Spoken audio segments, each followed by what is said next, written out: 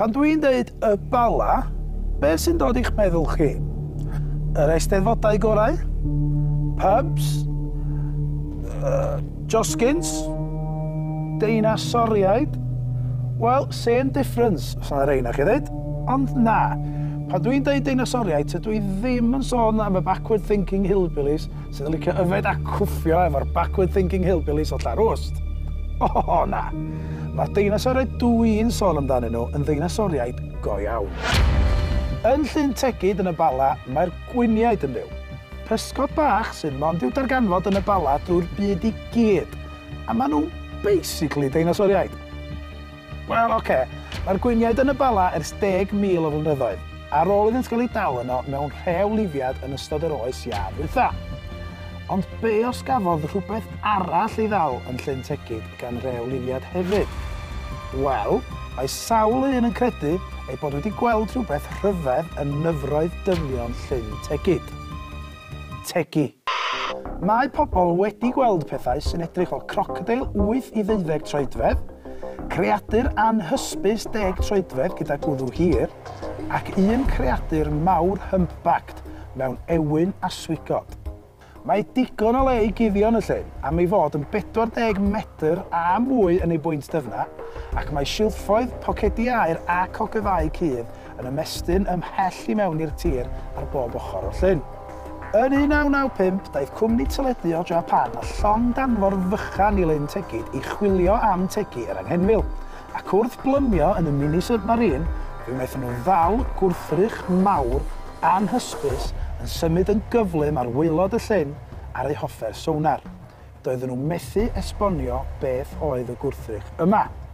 Dyma'r top 3 syniad sydd wedi ei gynnig i esbonio'r anghenfil. Rhif 3. Pike! Neu penhwyaid i roi enw Cymraeg iddo. Mae Llyn Tegid yn enwog am ei benhwyaid mawr, ac mae pysgotwyr yn dod o bell ac agos i'w bysgota. Mae'r pikes mwyaf yn gallu tyfu i fod yn 4 troedfedd o hyd. That's a bloody big fish. Ond mae sôn am pikes yn gallu tyfu'n fwy, weithiau i 6 neu hyd yn oed 7 troedfedd. Yn ail, sea lion. Yn ystod y Rhyfel Byd cyntaf, daeth y fyddin i'r Bala i gynnal profion cyfrinachol gyda sea lions. Y syniad oedd y byddai sea lions yn cario'r bombs a'i rhoi nhw o dan gychod yr Almaenwyr mwyn eu swyddo. Ond mae'n anodd meddwl bysa rhywun yn camgymryd sea lion am ddeinosor. Number 1. Witch.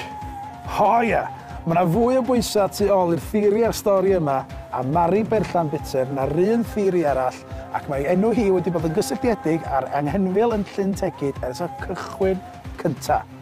Dyna so geredigion oedd Mari Berllan-Bitzer a oedd yn fyw yn niwedd y 4edd ganrif ar 15. Yn ôl ei chyfoedion, roedd Mari yn wrach bwerus oedd yn melltithio ei chymdogion a'i theulu. Roedd hi hefyd, rhodwch yr un, yn shapeshifter. Ac mae hi erbyn hyn yn byw fel anghenfil yn y llyn, sydd yn hollol esbonio pan bod hi weithiau yn edrych fatha crocodile, weithiau fel creadur humpbacked, a weithiau fel deinosor efo gwddw hir. Esboniad arall, wrth gwrs, ydy fod yna ddim byd anarferol o gwbl yn Llyn Tegid, ac mae syniad rhywun i ddenu ymwelwyr i dref y Bala oedd creu y stori am yr anghenfil.